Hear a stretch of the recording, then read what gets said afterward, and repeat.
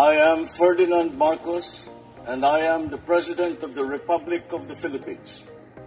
I stand today on behalf of 110 million Filipinos.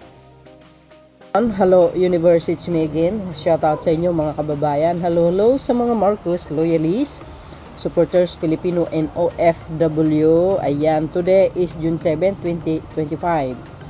Nakikita nyo guys yung nakikita ko. Siyempre, Maharlika po yan. Investment Corporation, Republic of the Philippines. Alam nyo bang tinutulig sa ito? Sabi nila kasi itong Maharlika funds daw ay ito daw yung paraan para mangurakot ang gobyerno. Biro nyo yung ganong klaseng maling pag-iisip. Bakit? Lagi kong sinasabi doon sa isang words ko. Yung mahilig sila pumuna, pero sila lagi ang gumagawa ng masama sa kapwa. Di ba?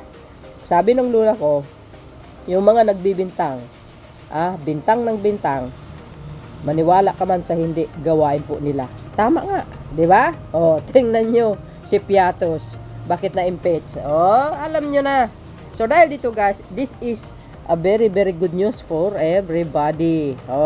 Nakakagulat ito si Pangulong Marcos Jr. talaga. Biro mo yon guys. Kung ano man ito, basahin ko. Eto na. Ang sinabi dito mga kababayan, siyempre, first of all, ang source natin is Abante News. Ayan, June 1, 2025. Nahuli lang ako pero okay lang, walang problema. Itong isang linggo lang.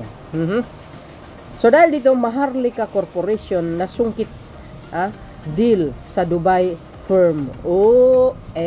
Goals. Ang laki nito mga kababayan. Antindi. Sabi dito guys, para kumpleto detalyado, tuloy. Pumirma ng kasunduan ng Maharlika Investment Corporation, which is ang MIC, sa Dubai-based DP World. Alam nyo guys, itong DP World, naku, nationwide po ito, ay worldwide ito guys. Napakalaki ito. Tuloy. Isa sa mga nangunguna sa port operation at logistic solution para palakasin ang efficiency at connectivity ng mga supply chain sa bansa. Sabi po, ayon kay MIC President at CEO Rafael Jose Consing Jr. nilagdaan ng memorandum of understanding ng MOU kasama ang DP World noong Mayo 2 sa Malacanang sa harap ni Pangulong Bongbong Marcos Jr. Hindi ko po na nakaligtaan ko, pero okay lang kahit huli ako mag-post. Tuloy. Sabi po dito mga kababayan, ayan, I am incredibly optimistic about this collaboration which is focused on building a world-class logistic platform and Consing. This initiative is expected to directly attract significant foreign investment into the country through DP World, foster greater international trade, and drive substantial inclusive economic growth across the archipelago. Matagal nang namuhunan ng DP World sa Pilipinas, naging strategic foreign equity partner ito ng Asian Terminals Incorporation noong pang 2006 at tumulong sa mga modernization ng Batangas Port bilang isang fully integrated gateway. Di ba mga be, sabi sa inyo Ano po guys ang kapalagayan nyo? Ano ba itong DP World? Tingnan nga natin. Okay? So yan guys yung DP World. Ayan DP World, company type, sabi dito guys, private, industry, logistic, founded 2005, 20 years ago, headquarters Dubai, United Arab Emirates. Key people, Sultan Ahmed bin Sulaim, Group Chairman and CEO, Yubaray Narayan, Deputy CEO and Group CPO. Malaking to guys, kumpanya. Products, logistic services, port services, marine services, prison. Guys. Revenue. 18.25 billion dollars 2023. Operating income, $1 billion. Ay, hindi. Ang revenue niya is $18.25 billion. Oh, ayan. Tapos, ang operating income niya is $5.1 billion 2023. Net income niya is $1.3 billion dollars yan, guys, 2023. Members of employees, marami, guys, Oh, 101,440. OMGos. Yan po ang DP World. Ano po ang kapalagayan yung mga kababayan? So, ito, guys, World has portfolio of 78 operating marine and inland terminals supported by over 50 related businesses in 40 countries across 6 continents. Ayan, the table below lists current terminals and new development managed by DP World. Oh, you see, guys, alam nyo naman kung ano ang business nila. Wow, port, terminals, ayan, ito. Tingnan nyo naman, mga base. Nakita nyo ang Pilipinas kung saan banda? Ayan, city. City, mayroon sila sa city, Algeria, ayan, mayroon sila, port. Andito pa, Belgium, mayroon din, Yan yun, dito yung mga lugar kung saan yung port. Antwerp, Gateway, ayan, container terminal. Naku, mga port pala talaga ito, Ito, Batangas naman, mga bes. Ayan, Batangas International Port. Ayan, container terminal. Ayan, dami.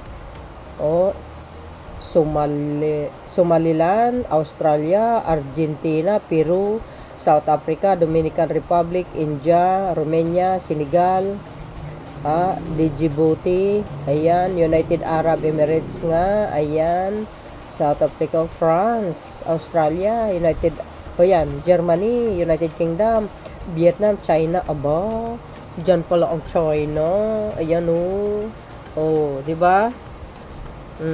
Ayan, Algeria, Pakistan, Thailand, Cyprus, Philippines. Saan pa ito? Mayroon din sila dito, guys, sa Manila, Manila, Philippines, Port of Manila, South Harbor, MGOs. Mozambique. Ayan, dami. Grabe, Serbia, mayroon pa. Canada, South Korea, China, pinakamarami. Netherlands, Brazil, Egypt, Indonesia, Spain. Grabe, Turkey. So, yun, mga bes, ano po ang kapalagayan nyo? Ayan, DP World has been certified as the partner in the Custom Trade Partnerships Against Terrorism, CTPET initiative by the U.S. Customs and Border Protection. To date, the only international port operators to have achieved this recognition. This certificate is primarily based on DP World commitment to the independently audited international ISO 28000 security standards. DP World was the first global maritime terminal operators to achieve ISO 28000 supply chain security certification is rolling out the standard to all its terminals. OMGO. So, guys, in June 2012, DP World convened the second highest level public-private counter piracy conference in Dubai. The Washington Post reported diplomats and business leaders are pushing for stronger partnership between the public and private sector in the combating piracy of the coast of Somalia. Alam po natin, Somalia, nako, pinaka-worst na bansa yan. Mga tamad na mga tao, kaya ang ginagawa na lang nila dyan, mag-hijack ng mga barko. Alam po natin yan. The April 2011 conference was the first time companies rather than the government had contributed financial support to the UN Counter-Piracy Trust and Fund.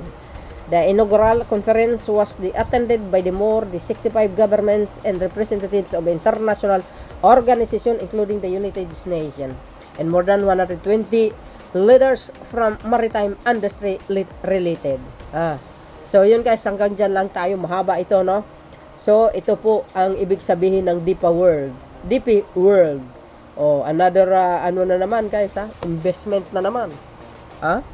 Kaya nagkaroon ng pirmahan dyan itong nakaraang buwan.